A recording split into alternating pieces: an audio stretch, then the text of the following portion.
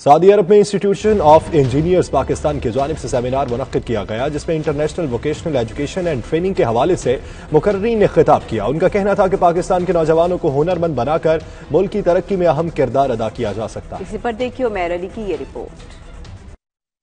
سعودی حکومت عرب کے دارالحکومت ریاض کے مقامی ہوٹل میں منعقد ہونے والے سیمینار میں نیو ٹیک کے ریکٹر لیفٹیننٹ جنرل ریٹائرڈ خالد مجیب کا کہنا تھا پاکستان کا شمار ان ممالک میں ہوتا ہے جس میں نوجوانوں کی تعداد سب سے زیادہ ہے، مگر ہمارے نوجوان ہنرمند نہ ہونے کی وجہ سے آگے نہیں بڑھ پاتے، اس لیے ضروری ہے کہ بڑے پیمانے پر ووکیشنل ایجوکیشن اینڈ ٹریننگ پر توجہ دی جائے۔ اس وقت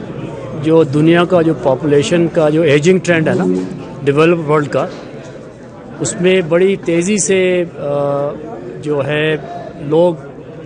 بوڑھے ہو رہے اور نوجوان نسل نہیں ہے۔ یورپ میں دیکھیں، امریکہ میں دیکھیں، جاپان میں دیکھیں، ان سب کے مسئلے ہیں۔ اس سے کیا نکلتا ہے نتیجہ کہ پوری دنیا کو اشد ضرورت ہے کہ جو یوتھ ہے وہ اسکلز لے اور ان کے انڈسٹری کو آگے بڑھائے